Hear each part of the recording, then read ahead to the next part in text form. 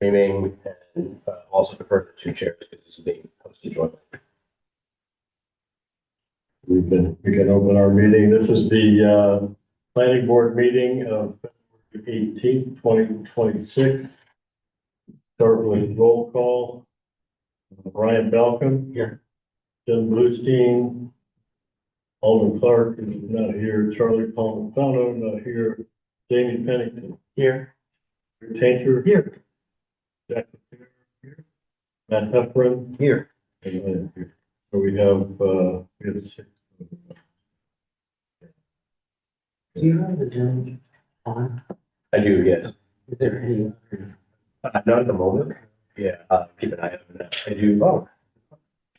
You do that. I did not notice it was not displaying behind me. It's like on TV, but you get the green wall. While you do that, I'm Ben Harmon, Chair of the Planning and Development Committee of the City Council. Call our meeting of February 18th to order. Starting with roll call, Councilor Nikovich. Here. Councilor Track. Here. I'm here as well. We have a quorum. We're also joined by Councilor Shand, who's co-sponsoring one of our items on the agenda tonight.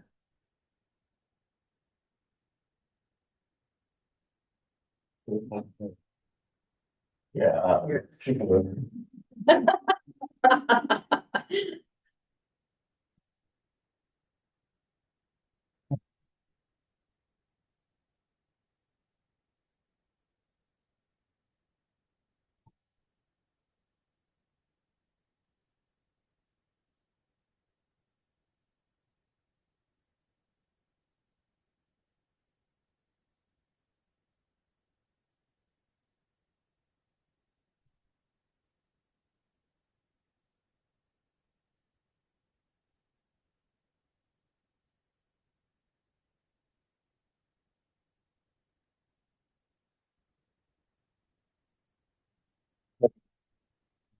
Okay.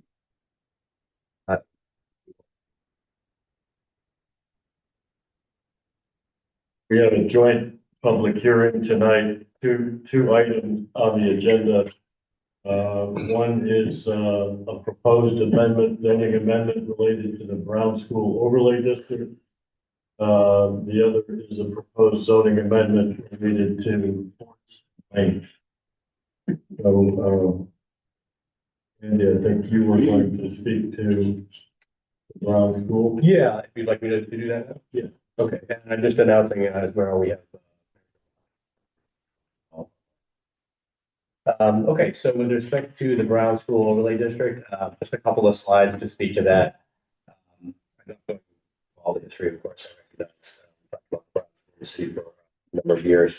But this zoning amendment is really referring to this property specifically, just a couple of visuals. The purposes of the district originally were a couple of things. One was to facilitate adaptive reuse of the former Brown School, the schoolhouse itself as affordable housing, to require a preservation restriction on the original schoolhouse. Obviously not the gym component that we're demolishing, and then require a planning board review and permitting. That's pretty typical for projects of this nature. Take into account the site, neighborhood details, things like that. A little bit site specific. This project, I think, as defined, is relatively known at this point, but that process is still pretty typical for a project this way. And then to also protect and preserve the neighborhood park space. So those are kind of the primary purposes. This graphic is really just showing as an aerial photograph the city's work right now, demolishing the unusable portion that can't be used for the affordable housing here, and that's the city's contribution in part to this project. We have been delayed a little bit because of some additional asbestos we found. There's no risk to the public, but we have to do additional protocols to do that. So we're trying to figure out the next couple of days, picking up the schedule again with a new way of handling it. That being said, this is our work in the red area here. What's remaining is essentially the school building, and this portion over here to be surplus. The park space you'll see over here in a moment on another plan, and that is being preserved. So this is the plan now that shows the area that's preserved as park. Over here is the surplus piece. These are two flooding properties. So this is the surplus portion here. And I apologize, another subsequent graphic is upside down, but it's because it's from our developer partner who oriented their plan that way. So you're now looking at it in reverse. You see the development scheme over here for reuse of the historic building, the parking lot itself. With that, of course, and then the park space upside down being preserved. We are also moving ahead with, early design work to sort of, work on this sort of jog line together, see what the future improvements will be to this playground space, including will not be asphalt, going forward. So we're going to be moving ahead on that piece, but that's the green portion you saw. So this is the piece really that we're talking about here, is the redevelopment of that portion, how it's permitted. This graphic was provided by our partner, Zeta Insight, and so their architects have put together a couple of graphics. This one just shows from a couple of different angles the existing building as it is today with the original schoolhouse, gym, the demolition work that we're doing. You can see down here, again, from two different angles, the gym portion we're demolishing and removing. And so the original schoolhouse will be preserved. So that's the proposed condition. You'll also notice down here, and I'll show this on another graphic a little better, but there's a small addition that's now proposed here in the back. This is a one-story addition, relatively small in size, but it's partly because some of the programming space required for the affordable housing units couldn't fit entirely within the schoolhouse based on the parameters. So all that being said, this is the small addition that is being proposed and is now, this came after the zoning amendment was, forward. So this is new information, and so the zoning is being informed by this information here. And there's another aspect to the update to the zoning here, and that really has to do with just basic underlying dimensional requirements, which, as codified right now, would essentially impede the project unnecessarily, say, because they would require a variance. Essentially, they're just dimensional things. They weren't picked up, I think, in the original amendment. Triggers. So with this slide, it's really a substantive summary of the amendment. First piece is that the Brown School Overlay District, the dimensional requirement for 29 units requires a pretty substantial lot size. 20,000 square feet. 4,000. Minimum lot size of the available property is 34,000 and some change. So the ordinance change is proposing to make it, as opposed to an exorbitantly something that could be, contrary to the, discussion that we all had previously about the intended zoning and I should say purchase and sale agreement, city council votes, RFP, and things like that. The city did as well. The other piece there that this proposes to address is the original language talked in the existing text talked new or replacement structures. So there are no new or replacement structures happening here, but there is an addition. So in the proposal, see there's new rephrasing talking about in addition to the original schoolhouse, rather than new or replacement structures. And the other piece is, in terms of height, we now know that the only addition necessary is something a little bit lower than 20 feet. So we don't even have to specify size 35. Agreement to sort of reduce that to closer to what was really necessary here, not any larger than it needed to be. The final piece was just the fact that the corner or the edge of the original schoolhouse happens to fall a few feet closer. I think it's about 2 feet closer to the lot line that is appropriate for the dimensional requirements under zoning as it's written today, but I don't think that was the intent. Partly that is due to the fact that over here, the schoolhouse comes very close to this space that the city wanted to retain as a separate piece for open space, park space. So that would unnecessarily impede by essentially saying these dimensional requirements. The applicant has to go to the ZBA for variances first to deviate from the zoning that the city council adopted, and then go to the planning board for the permitting. That would seem to be, counterintuitive. So the changes here are essentially to update, to clarify that piece of the dimensions consistent with the original intent, and then also here to update the zoning itself. This little addition here that makes the project essentially feasible. Other than that, its timeline, just because some of them might be interested, obviously the demolition work will be completed, just by the spring certainly. The other pieces that the Zeta is expecting to come into the historic commission and the planning board in the coming month to pending, of course, the zoning planning board here. But to get into the historic commission, the planning board to talk about the restriction and the special permit and site plan application itself. So again, lining up for the construction phase of this project. If you have any other questions, let me know. But that's sort of the entire landscape and the purpose of this event. I just want to note that we've been joined by Council Connor. Oh, great. Thank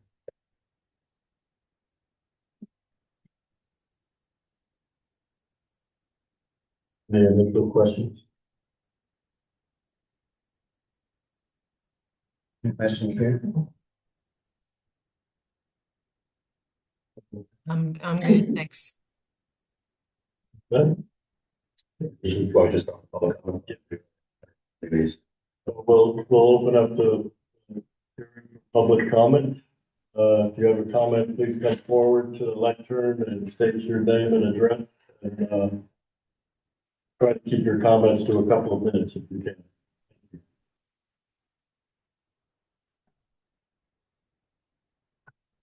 Public comment. So we'll close public comment.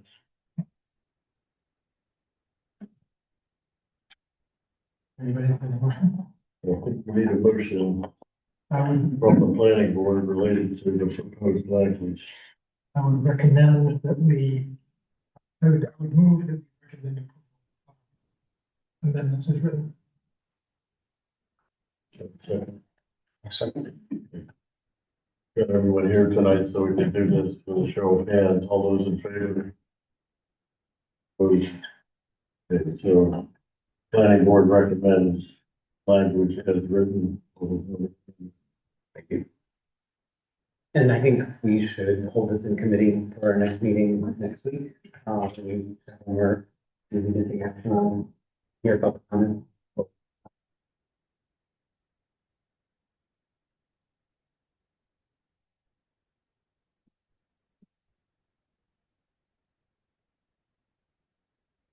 So we can move on to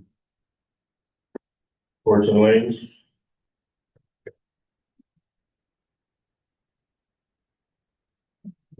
Station. I will pipe. I'm gonna stand up so I can see it. We have a little bit of a presentation. It's slightly more complicated than what we just looked at, and we have pictures for you to bring it to life. So, our proposal here with my co-sponsor is courts and lane zoning tweak to allow some flexibility for neighbors and developers to preserve open space and neighborhood scale, specifically in small courts and lanes developments. That's from 1 to 4 houses. Next slide. The problem that we are aiming to solve with this has a couple steps. Mostly it stems from our historic nature here in Newburyport. We have many historic neighborhoods. They're not just all downtown. They really stretch across the whole distance, depending on when they were developed and, sort of brought out from the center towards Maudsley. And our current zoning for just about every piece of town does not match the built reality on the ground. Biggest problem there is that the existing lot sizes that it mostly includes its lot sizes, the front setbacks, and the street frontage are what we have zoned is bigger than what exists, and what exists is typically much smaller than what we've zoned for. So we have in Ward 4, which is where I represent, in particular, it's almost all R2, which would require generally a 25-foot setback from the street, 25 foot from the rear, and 10 on the sides. But if you think about any neighborhood, any street in Ward 4, almost all of them, the houses are closer to the street than that. The lots might be narrower. The houses are closer together. So it doesn't seem to be a problem until we want to build something new. And then when a developer is seeking to create a small infill development, we have a problem where they need to comply with the zoning that exists with a pretty big setback and all of these regulations that are asking them to build something that does not look like the neighborhood that it will be dropped into. So that mismatch gets us some developments that maybe don't look like they belong. They don't feel like part of the fabric of the neighborhood. And we think we can fix that, or at least get some better results with the tweak that we are proposing. We're also hoping that it will lead to some better collaboration between developers and neighbors and the planning board. So the proposed solution we have here is a pretty small change to courts and lane zoning to allow the applicant or the developers to request reductions in dimensional requirements that I just mentioned. We would give the planning board the discretion to review lot dimensions for neighborhood context and then come together to collaborate during the special review process to maybe make some tweaks, move some things around to get better results for everybody. Next slide. Some tangible benefits that this could have, we could potentially increase distance and privacy between existing homes and the new ones that have been proposed. We can keep our streetscapes in scale with the surrounding neighborhoods. So when you're walking down the street, suddenly houses aren't super far back and angled in strange ways that they, just aren't in our historic neighborhoods. Helps us create some open space, preserving trees, preserving habitat.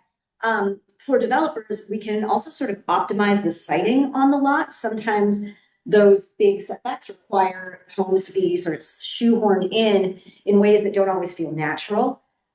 We are proposing this not just as a spot, but for the city at large, because each neighborhood in Newburyport, having developed at a different time, has a different character and a different sort of feel and shape. And so what works in Ward 4 might look very different out in Ward 6, and it's going to look different on Plum Island or in Ward 1. So the flexibility here should be able to work for everybody to make it very neighborhood specific if we pass this.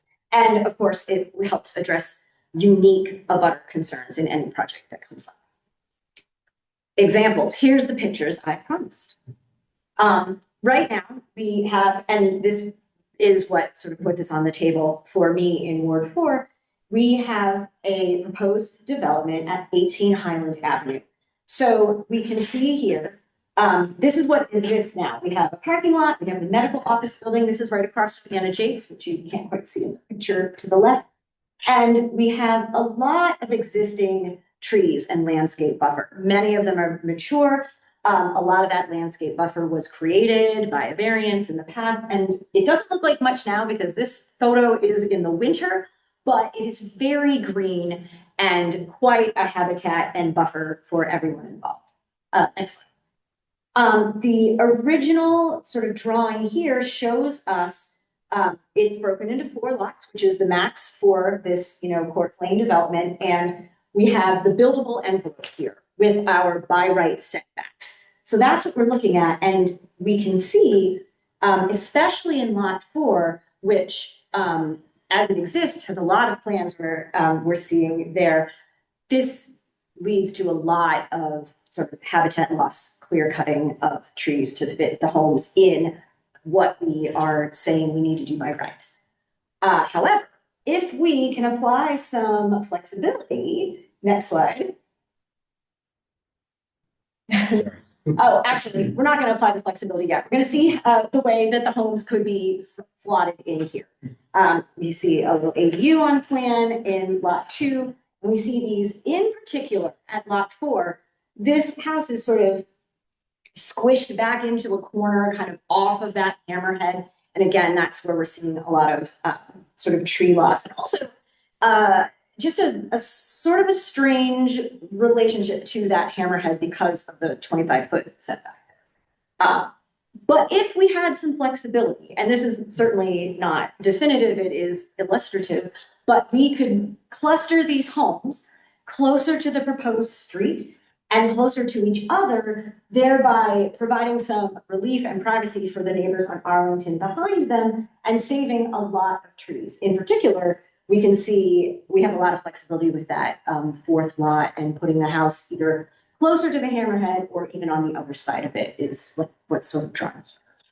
So this is just an example of something you could do with a little more flexibility involved. So that's 18 Highland. That's sort of our real life example, but we could do this other places and we could get different results. So just a similar in scale subdivision right next door, actually, on Toomey Drive. It's a little different. It's not Courts and Lanes. It was a 5-house project, but just seeing here where we have highlighted in green, we could have pushed these houses perhaps closer to the street if we had a different setback, and thereby had created some more open space behind to, the senior center as an abutter, maybe not that big of a deal, but there are neighbors there, and we, could have created some more green space on the lot with some more flexibility. It also might have felt a little bit more organic coming perpendicular off High Street if we had had a little bit of flexibility for the like the scale of the streetscape there. So beautiful homes, but we could have done it slightly differently to have perhaps gotten a perhaps even better result. Next example is Hamilton Way, also a perpendicular subdivision off of High Street. This one's further closer to downtown. And this one was also not a Portson Lane. It is bigger and created with the open space residential development. Important to note here that what we are suggesting is not like a brand new idea. It's something that we can already do for larger developments. So we can see here that the way these houses were sited on the lot, a lot of open space was preserved as along with a historic house. So that type of flexibility for larger projects is in place and seems to work well for us and gets us some better results. We're hoping to just apply what we've been able to do elsewhere to these smaller Portson Lanes developments. And I think that is it. That just gets us to the words.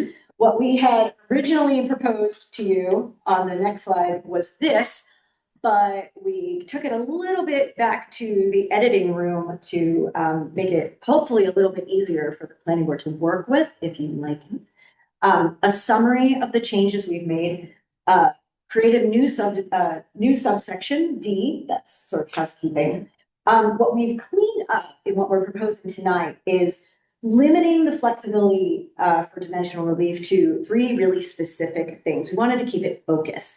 So that is the minimum lot area, the minimum street frontage, and the minimum front yard setback. Those are the levers we wanted to pull so that we're particularly looking at the way the homes are sited on the lot. Those are the dimensions we were focused on. We had taken out some language about a 50% threshold for dimensional reductions. It seemed slightly arbitrary, and we wanted to provide maximum flexibility, depending again on these different neighborhood situations.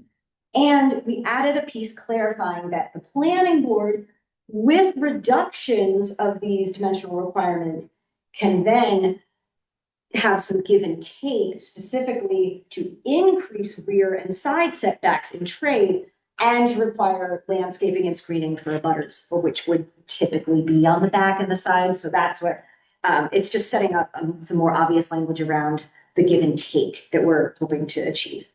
The actual language is here. Unless I need to read it into the record, I do not have to read it to you. I'm going to sit down. So.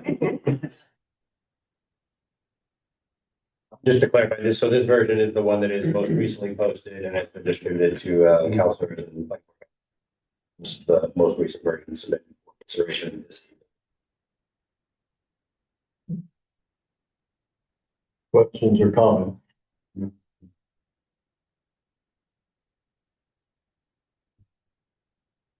I have one comment just as a clarification, which we talked about earlier.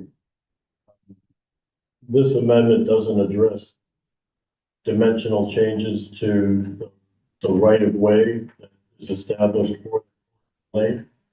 But that ability for the planning board to review those dimensions already exists in the subdivision rules and regulations. So it's not addressed here, but the planning board will have the ability to review the dimensions related to the right through that other.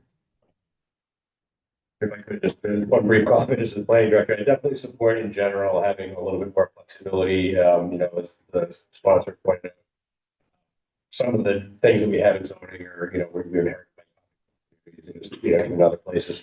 They don't always make sense in context. We sometimes have debates about those provisions, whether or not we want to update certain things. I think it makes a lot of sense, generally speaking, here to give the planning board latitude as it's happened in some other cases. There's always that balancing act of how much you codify, how much flexibility you get, but clearly here, I think you can see at least by example that the board, if not the applicant, even just the board, having more flexibility to modify those parameters to find the right balance of impacts, appropriate neighborhood context and best practices for urban design, which not all for all subdivision zoning regulations achieve. To me, that's a benefit to give the board, to basically not tie the board's hands so much, so they have the ability to do dimensions as needed in the right way. Unfortunately, they don't have the ability that the ZBA sometimes have to give some flexibility, and this, generally speaking, makes sense in the general rule.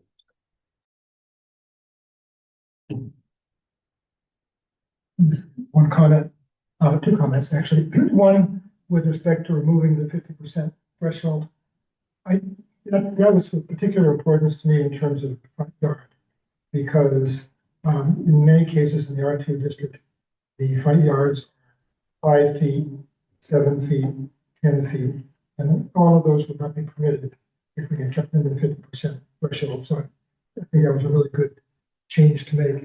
The other comment is kind of more general comment. I hope that this is the first step on the way to going back and looking. We don't necessarily want to look like West Newbury, but that's what our zoning says, that kind of thing. So it's a very suburban zoning that is plopped down with no apparent, reason for it, except that we wanted 3 different levels of residential district. So I think that it's important it would be very helpful to have our zoning dictate what we want, what the town looks like now, rather than changing it to something different. There are several conversations already going on with folks, board councilors on this area, and I certainly see that there will be some changes made in that area. Definitely focus that people should. Any comments from? I was going to say questions, comments. I have a question, actually. Can I go to Councilor Nugent first? Sorry, I didn't see. Thank you. I have 2 questions. I'll ask one first and then, Councilor Khan can ask one, but then I have a second question. So my first question is, this possibility for the planning board is only available upon the request of the applicant. Why is that? Yeah, I mean, so generally speaking, an applicant's gonna be asked for flexibility under zoning if it's by right. Essentially, you're giving the option to the developer. You're talking perhaps more along the lines of the default zoning requirements, meaning allow smaller lot sizes as a default, as opposed to here. And this is a little bit akin to the open space residential development scheme, which we've seen in at least, 3 primary places. You're essentially saying, we don't know that the actual default zoning of larger lots actually is what we want, or what makes the most sense in context. So there, you sort of make it by special permit relief. The developer comes in and says, we want to do an alternative here. There are some public benefits that come out of that, open space, or housing, sometimes. But at the end of the day, there's actually a resolution that smaller lots might actually make more sense, and maybe smaller homes on those lots, more affordable, and those kind of things. So it's part of the question, I think, and Rick touched on it, the idea of actually right sizing the zoning lots themselves. There's a whole bunch of policy debates that sometimes happen with that. Some folks like or don't like certain things. That's partly because we get used to something, but not all American zoning is just because it was copied from elsewhere a long time ago. Sort of mass produced, that doesn't necessarily give the right urban form. Whether it's in the historic areas or these other neighborhoods, we can pick better neighborhoods and so. So it's partly a policy question of which tools and things we want to tinker with. Well, I guess the question is, could we remove upon the request of the applicant? Just the planning board may modify. Why? I mean, this relies on an applicant who wants to do what we consider the right thing, and I rarely see that. I guess one thing I would say is if I was just putting my developer, I would be looking at an ordinance like that just says the planning board may make it up as they go, but if the board has unbridled latitude to sort of make it up, sort of define what the parameters are, as opposed to, define what the parameters are, meaning reduce to 50% of that, or only these specific dimensional, changes being made. Generally speaking, you have to give some clarity in the zoning up front as to what's actually allowed as of right? Folks have to know what that is, and then there's some things that are allowed discretionary. If I were a developer looking at a provision that said, well, I don't really know coming in how far the board's going to go one direction or another, and it's sort of up to them. I don't know that I would be necessarily pursuing that permit path. I might hesitate that. I might look for something that's a little bit more clear cut, more as of right, perhaps. So there's a variety of different factors that go into something like that. But one reason, might be just the hesitation of not having any parameters set. If it was, constrained somehow, maybe perhaps it was sort of defined as to what certain percentage, maybe the board could only modify 50% or something, that maybe a developer might not be as concerned about, what that means. But as a developer, that hesitate just applying for that permit because I wouldn't know going into all any idea where the board was going to end up with dimensions. I think what the council is suggesting is is there an opportunity for the planning board to be proactive in the discussion, make suggestions to the developer, as part of the conversation, as part of the evolution of a project and a proposal, rather than wait for that to come exclusively from the developer? Well, yes, definitely. It's just that being able to backstop, you say, that's what we're trying to find. This is what we think makes the most sense. That's where you run into the problem, because if it's not codified somehow or captured somehow. So in your mind, this language doesn't preclude the planning board having the opportunity to suggest? No, I think all of that, it should be considered as part of the discretionary special permit process, generally speaking, for projects. That being said, if there, in whatever degree, whatever permit process we're talking about, everything is still sort of within the box of that zoning or provision or permit process that is defined at the outset. But generally speaking, I take the premise that any discretionary permit generally tends to encompass the entirety of that project. Just, I was gonna say. So if I may, my sort of thinking and understanding of this was that during, I'm probably just translating, but during the special permit process, and applicant comes in and you all are looking at it, you'd say, hey, what about this? Are you aware of this opportunity? Because we think it could help. And then discussion from there, like they can present it, right? It's a conversation in practice. Correct. And frankly, it'd be great if the planning board already had this tool, for instance, it would be helpful that they could sort of say, if an applicant hadn't already seen in the zoning and said, this is a provision that actually might benefit me for reason, or understandably address issues that are likely to come up during the permitting process, that would be beneficial. But it's not there yet. So of course, we're trying to address that and put it there. Ideally, I would make the correlation to the open space residential development. Courts might think of it just sort of a smaller version in some ways of how those are.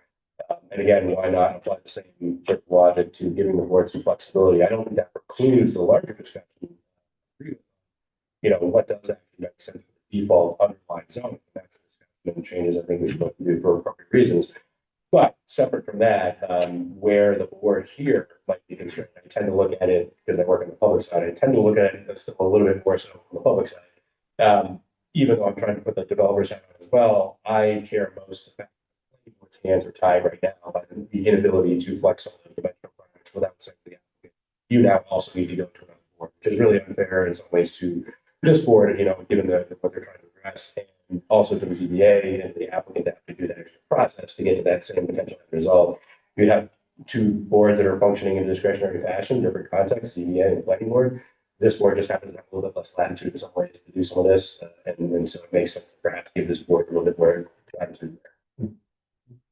Councilor Gunn? Yeah, I mean, I had the exact same comment, and I'm not sure if I quite understood. I guess I want to know if we did strike it and that upon the request of the applicant, where would it harm us to do that? I guess. What would be the implications of it? Well, certainly would not affect any permit or process that are already underway. So just to be clear that there happens to be one applicator now that would not affect that. The things that are grandfathered essentially are, they are preserved essentially from the active zoning change like moving forward. That being said, on a go-forward basis, I think it has more to do with who would be coming in for the permit, not so much if you were in the planning board's perspective, you'd be saying, that's great, we have that tool, that's great, let's do that.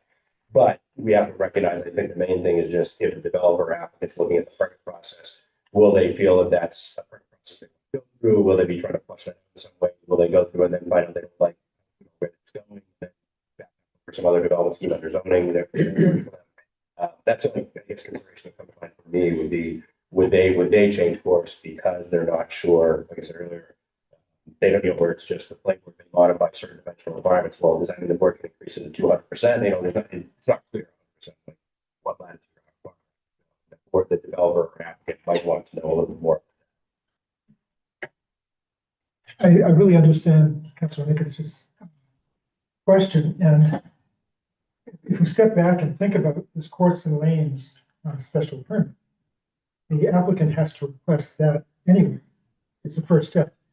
The planning board doesn't have to approve a courts and lanes special permit.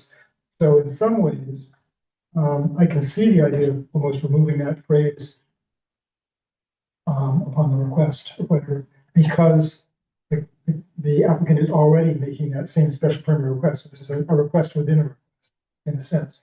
And with the current way we currently have it, we can only say essentially yes or no.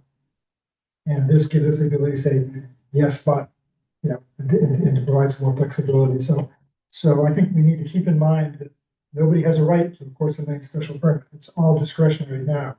And so this just gives a little bit more flexibility as part of the discretionary permit. Sorry, if I could there, just one clarification on something I said earlier that maybe ties in just because of the confusion, maybe folks might not have the confusion if you're not involved in all this.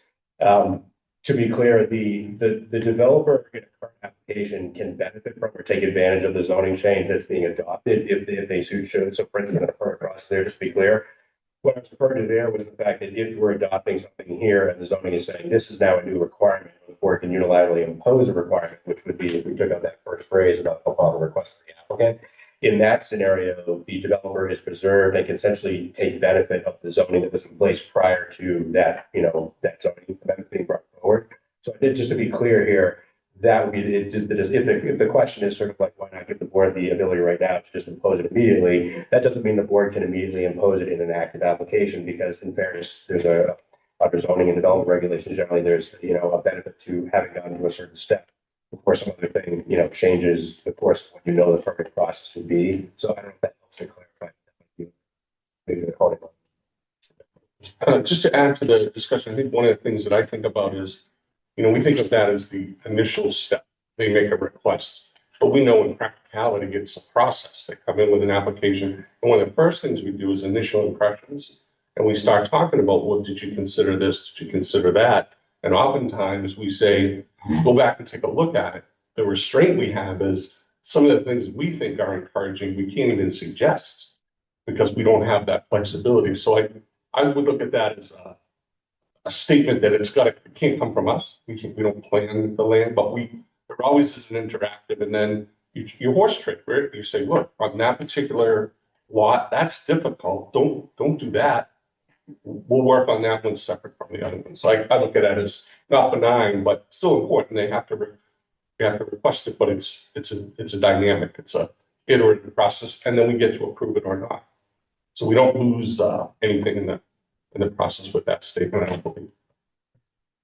I'm sorry, for clarification, you don't think we lose anything by keeping upon the request of the applicant? Keeping the work. Thank you. I'm wondering, would it be better then, and is it appropriate, maybe during the process of review, the planning board may modify? Because I think that upon the request of the applicant is a trigger kind of, it's the phrasing of it. So if there's already a process, why not just say during that process, you may do this? I just think the framing of it is a little bit more collaborative as well, is what I'm hearing. I don't give you a sort of policy debate, so I think what's happening here is the applicant under this larger section, essentially courts of lanes, is applying only for the courts of lanes permit, whereas under this specific subsection D, they'd be asking specifically for relief of the dimensional requirements in addition to or in conjunction with that courts of lanes. So it might be back to your point, sort of the policy level question of when does that get inserted as a tool that the applicant's applying for or acknowledging, and the board then has as a tool. Maybe when they apply for the courts of lanes special permit, immediately that tool is invoked, and the board has the ability to modify or change dimensions, even if the applicant it's understood that the board has that authority here, as opposed to upon request of the applicant, they specifically have to ask for the dimensional relief. It's inherent in the process, perhaps. Again, the variations of way to do certain things with those grandfathering pieces in mind. I want to just note, Councillor Delay, this is committee of the whole, so if you would like to speak, you're welcome to. I know you're a panelist. I see you nodding, so I'm going to go back to Councillor Nikolic, who I know had another. So just following up on this last discussion, I realized that 18 Highland is already grandfathered because it wasn't advertised before they put in their application.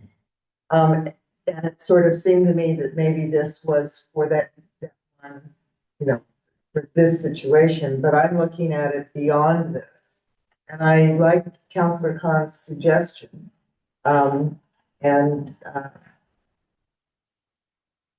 board member, Tainter's remarks, to, to not have it be at the request of the applicant, because when you say that, I hear attorneys in my brain, attorneys, saying, but my client has not requested this. So I think that in practice, what the board comes up against, is different than saying, well, it just means, there can be some horse trading. I think, you could have a hard stop from a developer because of this. Yeah, I guess I would agree sort of collectively with what I'm hearing, the idea of just replacing that and saying, as Councilor Conley was suggesting there, you could do that, just again, we sort of recognizes here that there's a one application right now that may not, you may not sort of get interpreted applied that way, where it's not retroactively affecting a permit process or any way, but it would then, with that new language saying the planning board may modify, would immediately, upon the application of any future request and Lane's application, immediately, I think as Councilor says, invoke that tool. Could I just jump in? So I think we've really talked a lot about the first phrase. And I think I want to give the co-sponsors some time. The plan will be to hold this in committee as well. So if there are edits or adjustments, we'll have an opportunity to review those and do some legwork on that. But Yeah, I do have a second question that I'd like the planning board input on, and that is, right now, the maximum for a lane is 4 units. And the possibility, if there's some way to increase that to 5, because there might be a developer who doesn't want to do an OSR, but you might have a space that would allow 5 smaller homes. That's impossible right now. And one of the goals that I heard in this, and I realize it won't apply, nothing done will apply to 18 Highland. One of the goals I heard from abutters was to bring those homes into scale, not just the lots, but the homes. And that might have been more possible if there could have been 5. So back to the question, could lanes be increased to possibly 5? I'm sorry, just to clarify, I don't know if folks you're also discussing here, whether or not that's the default allowance of requested lanes, or whether it's only by dimensional relief being granted in some way, and then the unit is being allowed, just to clarify. So Right, well, the way that I've read this is you can change the lot dimensional requirements, correct. but you can't exceed the as of right yield plan. So here And we have that's- it, right. Okay. So, Thank you. so actually I should be addressing my fellow counselors, but did you consider maybe upping lanes to 5? We did not, because we were seeking to have this be something that could be reasonably applied across the city. And it's hard for me to imagine in wards 1, 2, and 3, allowing that type of thing and increasing the density in such a way, without sort of further discussion. We were also really trying to keep this focused on the siting where it was. So I definitely hear what you're saying. And yes, I would very much like to have, an opportunity for smaller lots and smaller houses, but it felt like sort of biting off more than this particular amendment could chew, to try to layer that into this one issue. I just wonder if that might be true, because I think there are a lot of shared goals right now. And although I agree, it's hard to imagine quarter lane in wards 1, 2, or maybe even 3. This surprised me. You look at the city map and you say, well, we really don't have room for much more of this development. And then, but there's a building that can be rented and opening up possibilities. So, for the entire city, rather than sort of trying to figure out now what is possible, to just say, maybe it's possible, and just to give that additional leeway in courts and lanes might be helpful in the future that we don't know about. Yeah, I mean, the other thing, just so you sort of understand like the thinking that we were having in the conversation I had with Director Port, was that this very much felt like a bridge to that larger conversation about what are we doing in R2 and why doesn't our zoning match what we have and how can we, so I think this was, frankly, a little bit of a Band-Aid for some residents and and has definitely opened that conversation. I'm not sure that, especially since we're under a little bit of a time crunch, that we want to throw as much as possible in here, but your point is very, very well taken for that larger conversation, 100%. I'd love to hear your thoughts on this.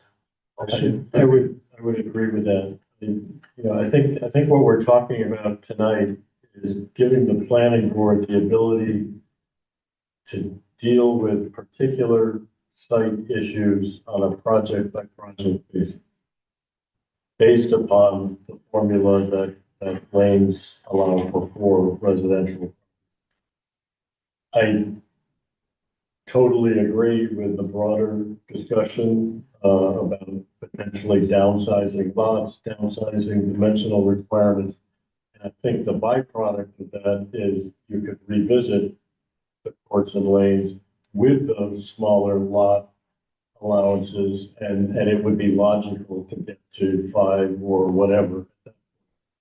But I think tonight, to me, this is about giving us the ability to look at particular situations and sites relative to that 4-lot formula and make sure we have optimized that development based upon those.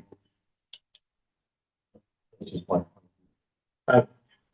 We're remiss not to point out that if we're using 18 Highland, it does have 5 units because there's an accessory dwelling unit included. Oh, there was. Could have been. I have a follow-up comment. This is kind of illustrates the dangers of trying to rewrite things in the public hearing. Thinking again, going back to upon the request of the applicant, the reason I think a good reason for keeping that in there is because paragraph B says that if that request is made, then the applicant has to submit 2 plans. He has to submit a yield plan. If we said the planning board could do that without the applicant requesting, that the planning board would be telling the applicant to submit another plan, which, did additional work. And I think that's probably not reasonable. It's one of those things that I think Andy was saying, having some predictability.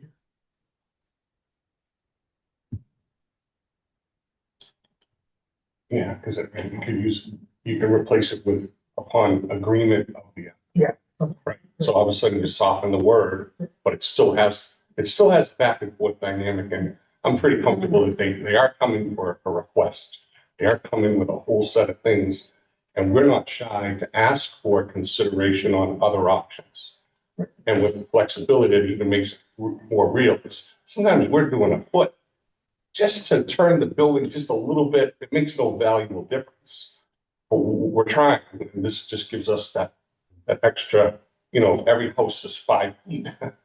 and you're at 25 and you can, I don't know, move a bush someplace. That doesn't seem to really get it. So. Other questions? Go ahead. More for the, I guess, planning board members here.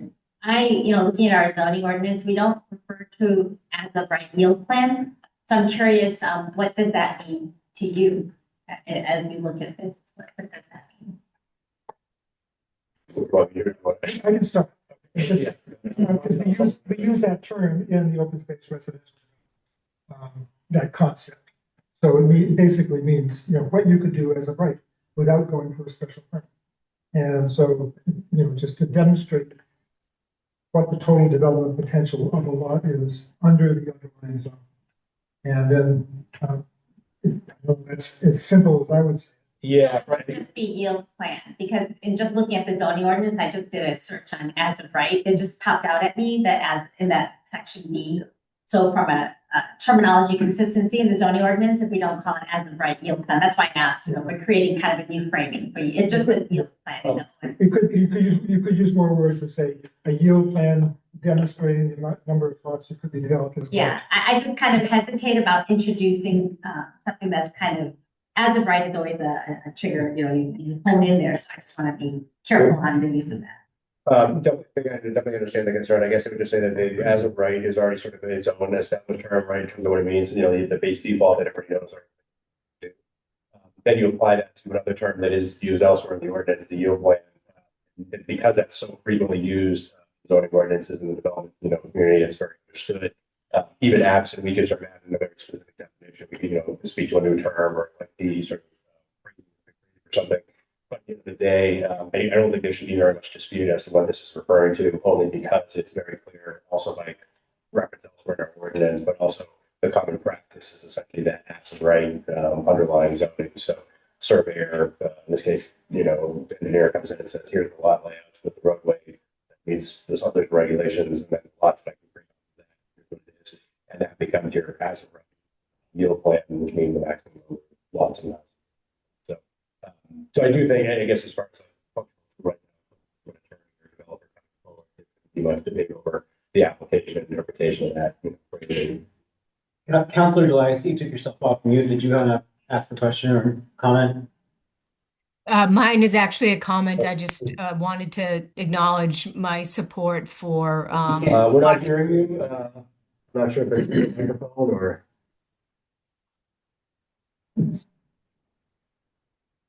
You seem to be unmuted, but we're not getting any audio. Let's see. Is that resolved? No. Still nothing. There is a call-in number. I don't know whether that would bridge a gap if you're having a technical issue sometimes. You can also use the Zoom chat. I can read your question. You can type it. Well, I'm not, I think the webinar setting may not have a chat. Oh, for the panels? No. Sorry, Mary, if it's not too much trouble, I know you may want to try that. Call-in number. I know there's one posted with the online posting of the calendar. Some occasionally folks have an audio issue. They end up using their phone.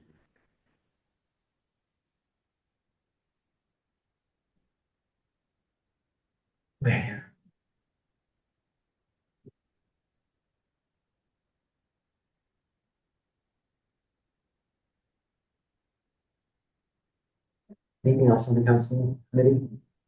It's good to hear that the planning board sees this as a viable tool. Like if y'all can see this going forward.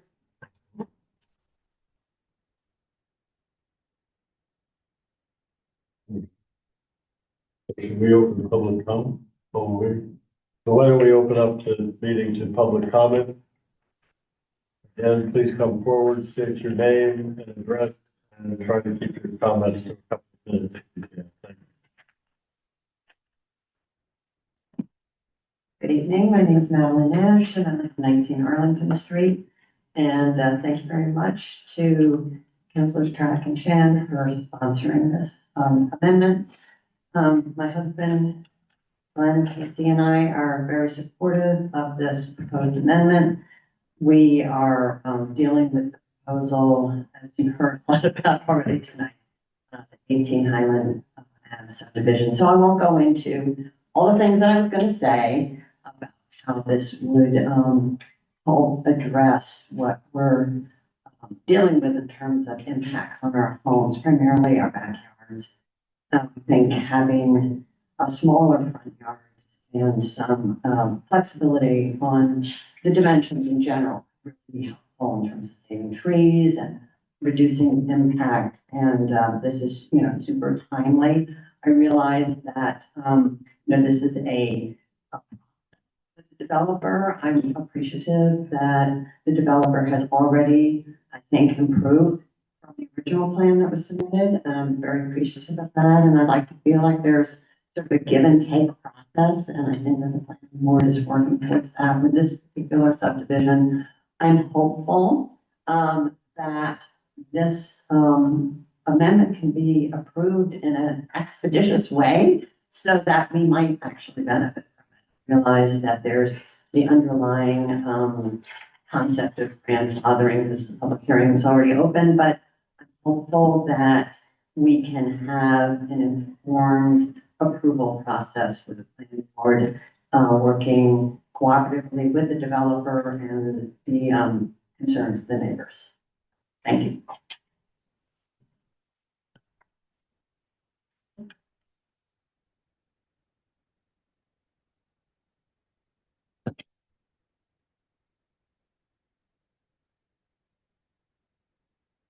Hello, Stephen Blackburn, 5 Arlington Street, to 18 Highland Avenue. The neighbor, Madeline, had a lot to say, but I'm still gonna say it. First, my appreciation in you two for this. I think it's a very thoughtful, very reasonable, clever, I would add, important proposal. All of us, butters that have been involved in this process, and can you hear me okay? Have done our best to exert some influence on the project. And whether we've had any or not, it does, as Madeline has mentioned, there have been some changes that we're deeply appreciative of. But of course, we'd love to do more. It's something that is more fitting with our community, less damaging to the environment and our surrounding community.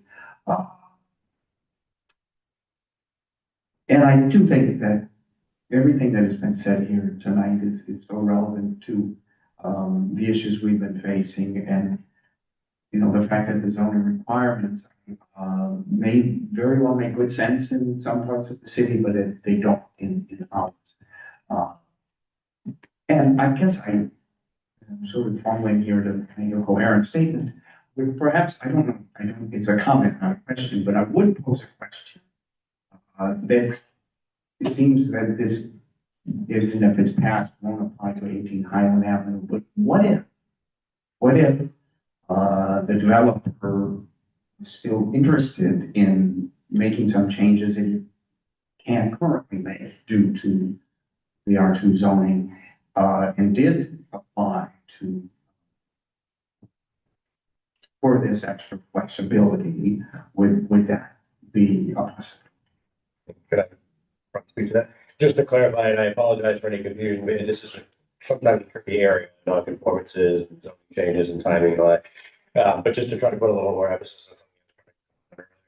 In this case, there are certain things in zoning, new things that can't be unilaterally applied against someone because they have to know when the zoning is changing, it's going to affect them. But here in this context, that does, and in this in general, this does not preclude someone from applying for and utilizing that new provision. They can take advantage of the new zoning provision that's going to move forward.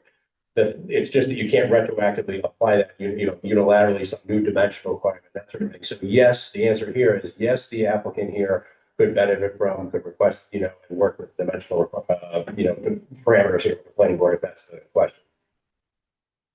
That's encouraging. All right, I guess I'll wrap up on that. Thank you very much for your service to the city, your serious consideration of this amendment. Thank you. Any other public comment?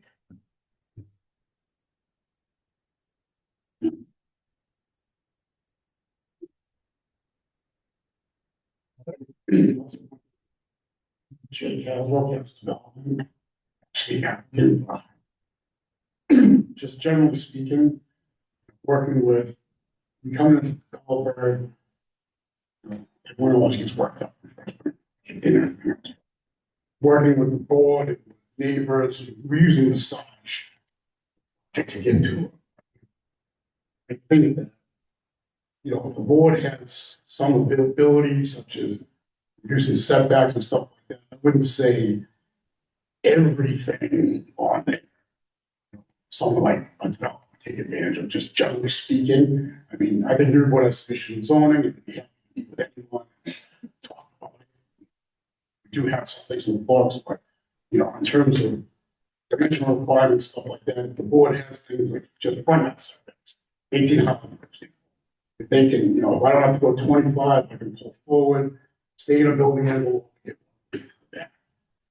Without them being able to do that, they kind of talk about it. We can't really do it. So, I'm very much in favor to give the board some flexibility to, it's a process. We work through it.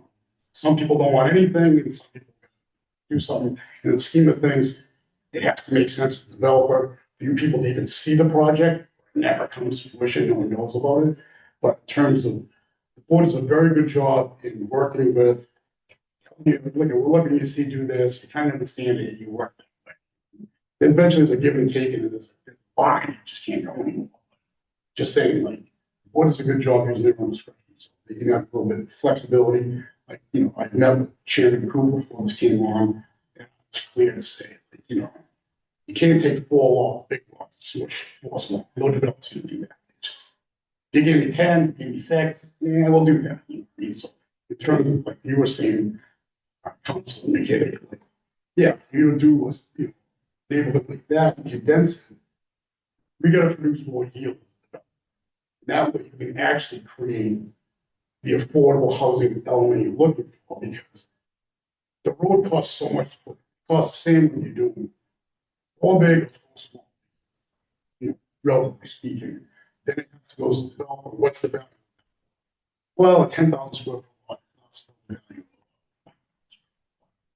You know, and I could say all the time, 1800, for example, you know, the city's got an issue with people buying houses and tearing them down and they have to zoning or stuff like that. So I'm trying to bring something to market that isn't gonna be, you know, I gotta tear a piece of junk, that's all.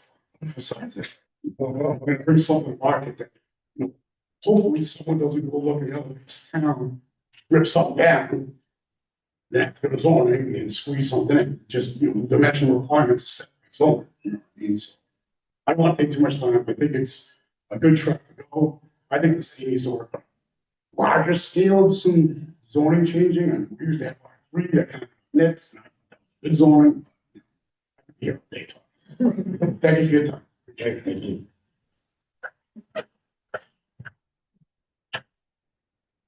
Any other public comment?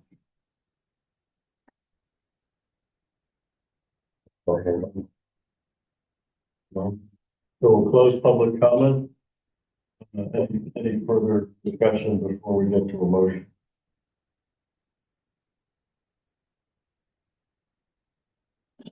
You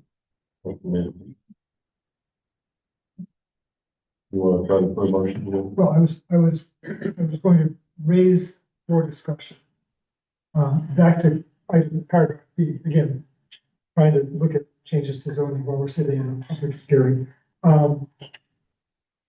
It seems to me that the first sentence of paragraph B adequately defines what a yield plan is. So going to Councilor Khan's question, it wouldn't change the meaning of paragraph B to delete the as of right in quotation marks, because we already have as of right in the first sentence. I don't know whether it's important to do that or not. I would be open either way. Anybody have a reason to keep as of right the second statement of as of right in the ordinance?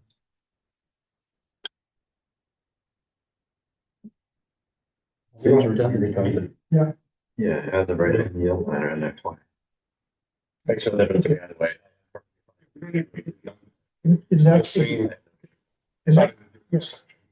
In that case, let me make a motion. I move to recommend approval of the amendment as presented with the deletions of the words as of right in quotation marks at the end of paragraph B.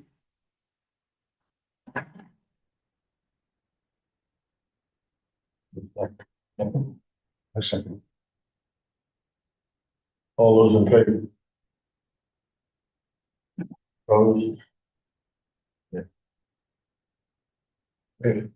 So as I said, I think we'll keep this in committee, give the co-sponsors some time to digest the feedback from this evening, bring this back on Tuesday, the 24th. Take into consideration any amendments. And see what we're doing next. So with that, I think we are good to close the public hearing.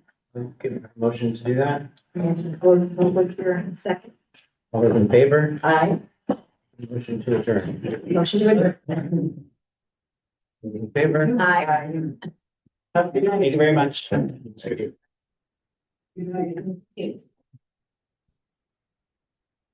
Well, I think it was the public. All those in favor? You guys saw what I typed when you actually, you've seen it once, but you'd be able to. It just says Rick Bird, Brian Sigan. Thank you. All, thank you.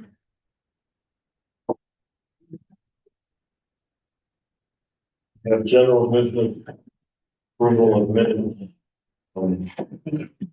It was my day, on full vacation. It's like a machine, I'm sorry. Get the, get the language. You can approve it. I forgot it's ready. So, I read. yeah, let's just push it all off until the next meeting, but let's try to make it. Somebody's later. You'll be here.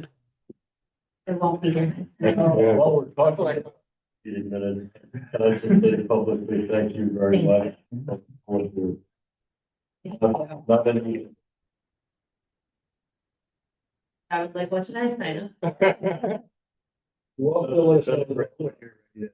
I'm ready for something to do on Wednesdays. When the kid's not keeping it. Yeah, If you've got some spare time. I'll let you know. For sure. Actually, if you ever come and comment on an application, that would be really. Report you guys live in Newbury. Any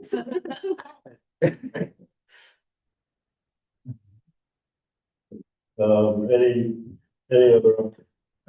No, I just briefly, we wanted to have a meeting this week. I'm sorry. We're gonna do that. I talked to the consultant. One of the issues, they don't necessarily assume that we're gonna basically we're gonna do 2 hours a week in our committee week, time, just in terms of like bandwidth and whatnot. So they're thinking it'd be a little closer, like an hour and a half weekly or roughly weekly basis for meetings. Very at the end, the other piece that we talked about, meeting process. Although I find this a bit frustrating, Rick, you've had some experience with consultant, but the consultants are sometimes look at the hours associated with public meetings and that sort of add to, what they see as sort of the burden. If you will, I think that 4 meetings, they're seeing it as sort of like a 2 meeting kind of thing in terms of like scope. That can still work, for us, but the way that I think about that is maybe that's sort of like midstream. It's, here's where we've gotten to, and this is where we're headed. And then the one at the end is sort of the presentation part of it where we're actually wrapping up. But along the way, we've tried to have as much input from planning board and city council that even though there's only 2 meetings as opposed to like a larger set of meetings, the broader public would be meeting here versus a thread, it's still be somewhat engaging. The consultant part of that, the other part we were talking before was not as interested in being here physically, and that was, that. So I guess I understand that I would feel more comfortable with, rather than a midstream meeting, have an earlier meeting, so you get, because it almost seems if you do a midstream Too meeting, late. you've already made a lot of decisions. So the public doesn't really get meaningful. Do you all agree on that sentiment? I do. Okay, yeah. It becomes a bit more of a wide open discussion, but I think you've got it. Can I, Meetings, fine. can I say, so for the group meeting next week, then can we talk with the consultant about what we think that presentation should include?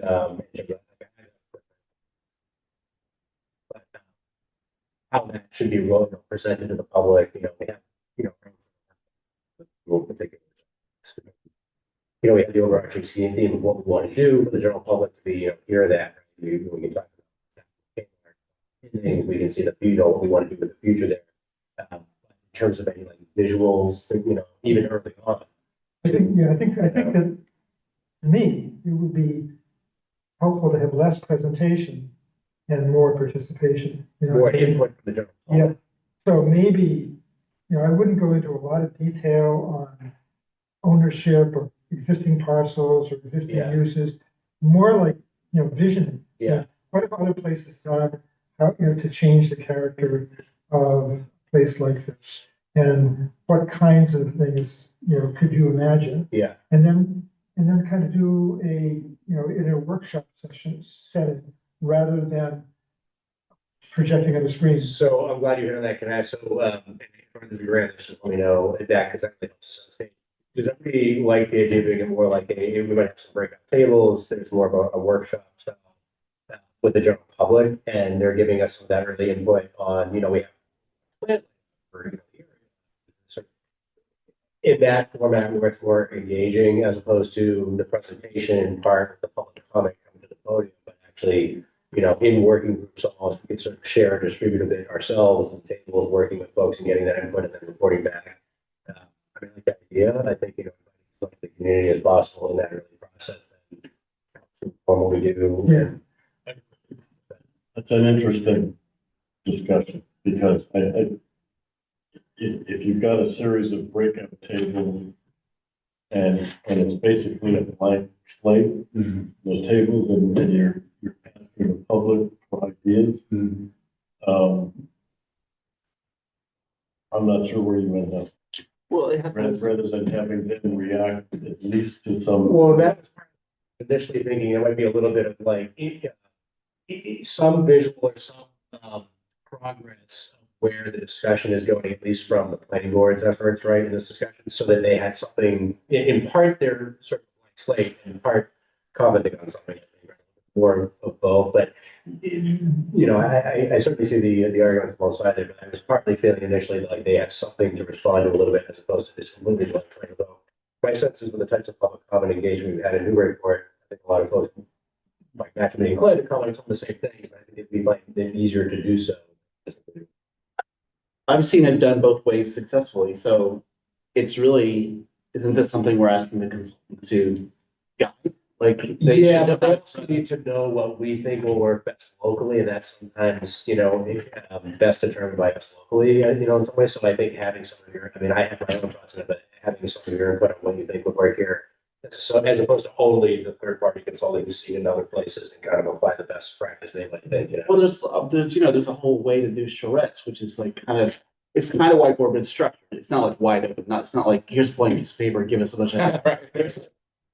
Give us your 5 most important amenities for this location, or what changes would you make? Like, what physical changes would you make? We can give cues up to the types of questions, I think, which might bridge some of that gap there. But my bigger point is, isn't that the consultant's scope? Isn't that You're dealing with public input that it's not coming from professional experience necessarily. Yeah. So it could, you don't know where you're gonna end up. Yeah. I would be inclined. Structure and guidance. Yeah, I would be inclined to do it more like a third way or a half way, or do it at least queued up by specific questions or things that would kind of naturally get people to think about, the proper scope of things you would think as a planner that folks should be thinking about, at least so that those things aren't missed, right? In the discussion, the consideration at each breakout table. I wouldn't want to give a completely blank slate for the reason why. I think, Jan, I agree with you, and it's almost like you could cue them by saying, here's the potential, rank them. What's most important? Is it housing? Is it, give them, so you almost get a do's and don'ts out of it, and then the consultant should gather that all up into an impression. But the whole point of doing it is so that people feel like they're being heard. Yeah. And you're also trying to build some consensus, right? You're trying to do those two things, I think.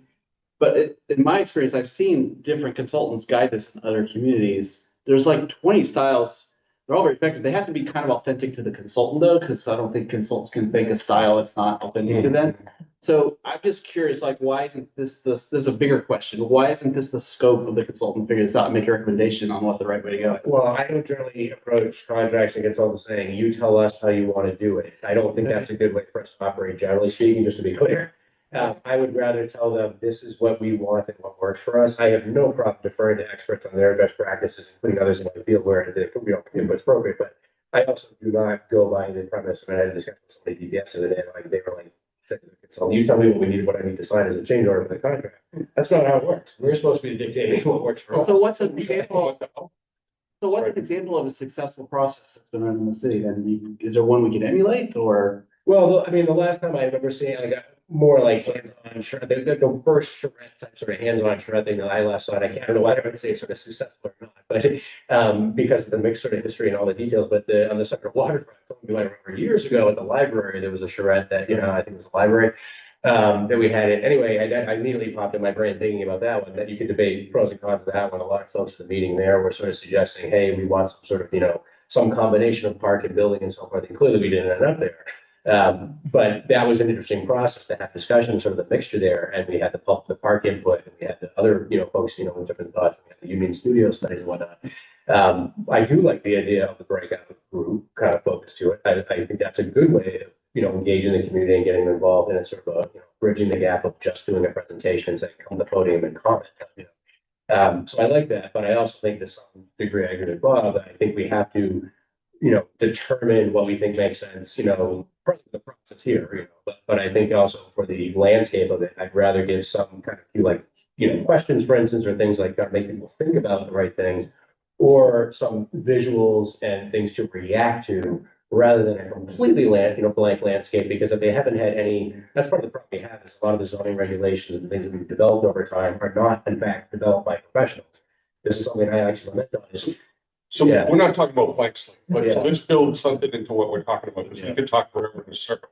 So I guess I would look at it like, I'm with you, the consultant has an approach. If we say, look, this is what we need to get, community involvement, we're thinking of more of a less presentation, more kind of interactive. How would you go about it? What was your best, in your last 5 years, what was your best approach and how did it work? Oh, And then we can interject into that saying, look, for this community, we really want this too, like a rank order list of options. Yes, sorry, I don't mean to Yes. suggest they don't have experience in that, they can't say, oh, here's how we would run that or do that, and specifics we'd call out, for instance. I'm just saying, I think that we should determine ourselves whether it should be, would work better for us locally as like a breakout group. I think that should be partly or more substantially informed by us than just the So consultant. we suggest that, so it's part of their delivery, it's part of what they say, we say, look, we want a little bit more of this, a little less of that.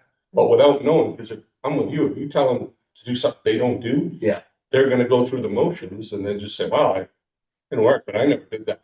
Why did we hire the consultant in the first place to tell them how to do it the way we want to do it? Like, Well, that also goes to something else. I also think to some extent, you don't want everything to be owned by the consultant. You want some of that process to be owned locally. So for instance, I want the consultant, running the entire spectrum of the public hearing process or the meetings and so forth, because I do think you want folks here who are the professional staff, members, counselors, member administrations, if they're, all on folks in office, I do think you want some of that continuity maintained locally, and I do think you lose some of that if it's entirely handled by an outside party.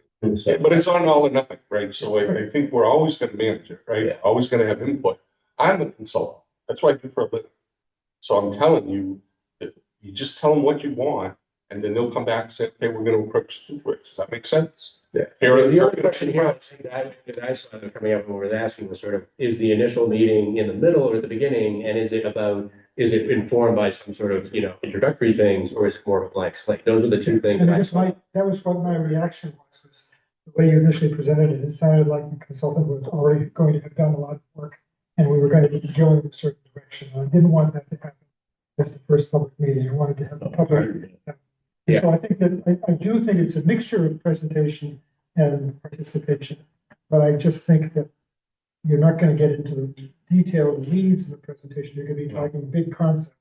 And then I Yes. think whether it's going around the room on, people do it different ways. You go around the room, easel sheets, or you sit at different tables. Right, the stickers. However you want to do Yeah. it. We did it in Portsmouth with, Yeah. with Lego blocks on Yeah. different on sites. And Yeah. that was a lot of fun. Well, if you guys work at to be sort of a third of the way, that not like day one, not like in the midstream per se, right? But enough that there's, I think that if that initial presentation or sort of here's what we're doing tonight, right? If we get engaged, is informed by a list that's probably the best practices of that's some context, right? What urban design is, what kind of considerations there are from a professional consultant. And I think also from this body, I think it's partly informed by that. Maybe it's a combination list or it's sort of 2 slides or inputs, but I think that discussion that we have in everybody's engagement is what do you think makes sense is partly prefaced by some of that. And I think that's where we in the consultant offer the best practices pieces, what we do on a regular basis and what we hope everybody at least considers here. They might have other things that we're not thinking about, for good reason. That's why we did the engagement. But I think a lot of the things are going to be common themes. There are things that we come up in the urban design, sort of perspective. And I think that's partly why the consultant's there is to help cue up the right dialogue. And as we progress through it, have we had good experience with public engagement via the flash vote as a surrogate? I haven't been I mean, I had seen like myself, only tangentially one or two issues have been sort of like that, through the mayor's office, they've had much more experience directly with sort of like the pros and cons results and that sort of thing. I've seen it being helpful in getting feedback, but again, like any other tool, it's sort of like, it's limited by sort of like, what's the audience, how broad, like how many people in the community are responding, how many opportunities have they had to get involved, is it a short duration that they can vote on or weigh in? There's a lot of factors that, and we have to take as much input as we can from a variety of options, because not everybody can come to these meetings and, sit here and have a day and talk about this. But it seems like a good tool for community involvement feedback. Yeah. Continuing using it, how many do we do a year, I don't know details on that, but I can check. The bike trail through the Central Waterfront comes to mind is the one that I remember 3 years back. Oh, with the park? Yeah, with the four different concepts. And which way was gonna go? Yeah, and there would seem to be some good community involvement there. I don't know how much it actually swayed. I mean, they ultimately went with what I chose.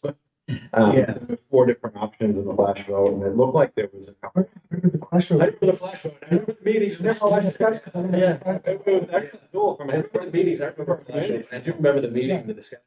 Sort of, I wouldn't say it was a charrette so much, it was like 3 or 4 options, like 3 options at least thrown on the table, and then people weighed in on that. With illustration. And I think that is, this is just a little bit closer to the broad brush, like, open-ended, it's a little But that's, bit- to your point, it's much easier to use the flash vote when you're down a certain distance line of path, responding to something that's actually concrete. Yeah. As opposed to what we're talking about is trying to get values and, preference. Yeah, like a good example of flash vote, whether we do it on the website or flash vote or something, like, would be like, all right, developer, the consultant gives us 3 different, renderings, right? You can sort of put yourself as a pedestrian or someone, whether it's, aerial view is only one thing, but like pedestrian view, right? That's what really matters at the end of the day. But whatever perspectives we give them, we say, look at these 3 options. Which one do you think most represents the place you'd want, would want to like to be years later? That's something where at that point we have something that they can sort of, more reasonably respond to as a flash vote. That's a good tool for community involvement. So what do you think? You've got to have enough preliminary discussion with the consultant so that we as a group understand what we think the range of realistic options are. What's a minimum build scheme? What's a maximum build scheme? I don't think you can go into a public workshop environment without having a sense on our side of the table where we think this could go, so that we can help guide that conversation a little bit. So I think that the first meetings with the consultant have to be about, we haven't talked about this amongst ourselves at all. What do we think is possible? And, there's all kinds of variables that we can look at. Are the supermarkets there? Are they not there? What pieces of this stay? How is this thing phased? Right. There are so many variables in this development, and you've got to at least get some sense of, what the options are related to them. We get into a public. You're never going to get anything. Yes, I think, we've been the chicken or the egg thing for a while. We have to get into it. To meet with the consultant, get going. I mean, a lot of these things are, what could we do? Let's do it. We have the contractor ready to go. And I agree with you. We're going to have some discussions about what they're going to do, how they're going to do, what's their approach, and what's their first deliverable. And their first deliverable might be back to us, the concepts that we lay in front of them. Yeah. Then once we get that, we can book. Yeah. Okay, a month out, we're going to book input. But sitting here, it just seems a little. Yeah, but again, slow. they commit based on hours, right? So that's why this part has to be nailed down more clearly, because they have to commit to how many hours, how many meetings. That's how they're mapping out the fee and the work, right? So from there, correct. Right. So they've given you a proposal and you accepted it, and they gave you an amount of money. So that's their fee. But how we use it, how we direct them, and how we use it is up to us. In some sense.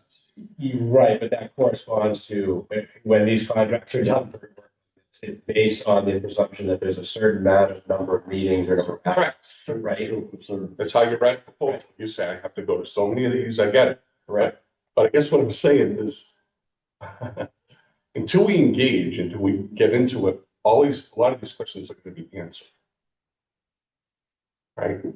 Yeah, again, the only thing I was looking for feedback based on this discussion tonight was just this question here of, it's helpful to me here, I guess what I'm hearing, helpful in combination, partly blank slate, partly informed, and I sort of lean a little bit more toward that spectrum, with that initial meeting with the public, because that informs, it's partly having this discussion. So like, how many meetings are they committing to with the broader public forum? They have to drive up here as opposed to doing Zoom meetings, so that's a little bit easy to do. So they are calculating hours, and that sort of process. So I'm saying 4 meetings that they're committing to over that time frame versus 2. So you want to do that before the first meeting we have with them? Well, again, this is the basis of the contract. This is one of the areas that we got hung up on was, I don't personally think the consultant should be attributing so much of that and so much process time to that. I realize it's driving from say Boston versus Western Mass or some other area, but it bothers me a little bit sort of nickel and diming over the hours because I feel like the public participating process, those meetings are very valuable. So me having 4 in that process should not be unreasonable. But where that's part of the discussion, I continually have with these consultants about the commitment of hours and how much time the process they're putting with us. That those meetings are also become important. Right? So that's why I'm trying to be clear about what works for us. I get it, but you're asking for detail. And what I'm saying is, you haven't had the kickoff meeting with the consultant to sit down and talk about what's the general scope of work and approach. You don't have to do that in advance. They've already given you a proposal. They've already figured out how many hours. We just have to wait what we want them to do. And again, I'm on the other side. Right? We're like the nervous customer that doesn't know what they want and we don't know how to start. If it helps you, I think I heard some consensus over here. Earlier, maybe not the first one. Yeah. But early. Yeah. I think those are universal. And I don't think anyone said blank slate. I don't know how that came up, but it's got a structure. It's just a question of, is it like with white paper or with some structure? Yeah, I think it's more a question of what those particulars are. I think it was a general sentiment of engagement as opposed to just presentation and comment kind of thing, right? I got the sense that most everybody agreed that was beneficial, and I certainly would prefer that option. I think it's more beneficial to us. So I think that's really helpful for me to know because it helps me to then when I'm closing the loop with the consultant, this is what they're committing to, right? This is just in private, not all the details of the meeting, running it and all that. That's best practice. There were design parameters and principles and all that. But I'm just saying, in terms of the contract, the commitment, that is part of that process. It's helpful to be able to be clear about what we want to feel comfortable with, because that was the missing piece was, sort of like a little bit of continued debate about how many meetings, the broader public meetings versus the working meetings and how long those are. For instance, like the 2 hours every week. Well, that's a little, again, this is you're dealing with the consultants, right? It's not, everybody's got a different perspective. I didn't want to work with another consultant because they were doing all of this. And there's a certain line that we draw about what works for us. But I guess What's the deliverable? So from 3D models, renderings, perspective renderings from ground up, work for us, and then working with us with the design principles. I'm not making them write the ordinance itself. I don't think we need them to write a perfect process. What I do think we need them to do is help us write the master planning principles and the design parameters that are in there. That's what we need to know to check in on this with. That can then be codified. So they owe us those deliverables progress along the way. We get to see those along the way. The end is essentially the form of 3D model, perspective rendering, public, the design parameters are sort of correlating to the text of the zoning, for instance, saying, these are the parameters for it's akin to some of the details we have in our 40R.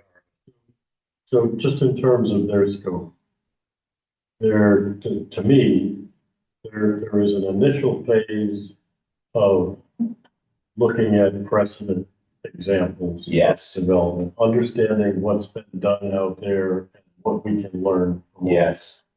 Phase 1. Phase 2 is how do those lessons apply to this site, and how do we begin putting together what the realistic alternatives are. Phase 3 is public engagement, getting that broad input and refining those possibilities for the site. And then phase four, I'm generalizing here, but phase four is a summary, deliverable summary that says, based upon all of these steps, process this. Exactly, exactly. And then So essentially is that, becomes the back.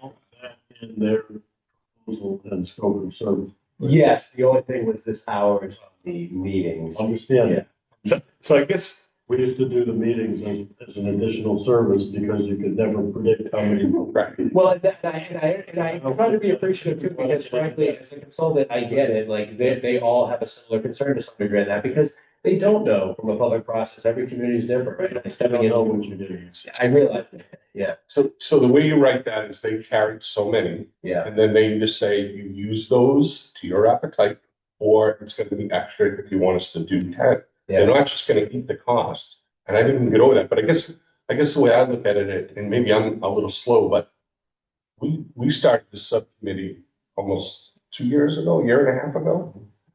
I've never seen the scope, I've never seen the proposal, and I've had 20 conversations about minute details on certain steps, but I'm unclear as to what you just outlined. So to me, you sit down with somebody you hired and you say, okay, let's talk about it. What do you need from us? What do we expect? You go over the scope, you create a schedule of some sort, and you're off and running, and all the details fall in. Because we haven't discussed this. We need a template. Right. So again, and I get it, it was state funding, I get all that, it's not a criticism. It's just, it seems ineffective to spin our wheels here. We need to understand. I don't disagree, I need less committee meetings. So I go leave one piece of data before I leave. What time is the meeting next week? It's gonna be Thursday. Okay. Thursday, what time? Whatever time was it we agreed to, okay. Whatever we. So on Thursday, the consultant will be here, whoever's. It's gonna be on Zoom or whatever. It's up. On Zoom, even better, okay? And then we're gonna go through an agenda. Talk about the things that Bob was referring to. So. Yes, we'll go through a scope review, we'll say, okay, this is what we understand, right? So I get And I consultant going. Correct. And I think I would like to focus on what we're trying to aim for at the first meeting with the general public, some of those upfront pieces. But that's picking a detail out of the whole process. And it's important, I get it to you, but there's other constituents here. I 100% agree with you, and I'm trying to get there too. But we keep, say it this way. We have to collaborate on this. It can't just be what your needs are. I don't know how to say it any other way. That's why we formed the subcommittee. To get input. I understand that. And we're asking basic questions at a point where the consultant's already hired. And you're already worried about a piece of it. But I worry about other pieces. With all due respect, Brian, I am not going to continue this discussion with you here. If you want to talk about how contracts are done, all this process here, I'm more than happy to do that with you offline. You're welcome to come into my office. Okay, I'm good.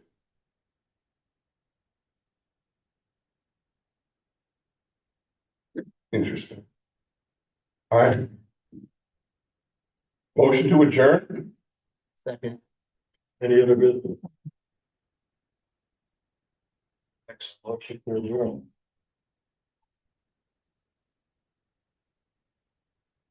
All those in favor? I'm gonna say that. Okay.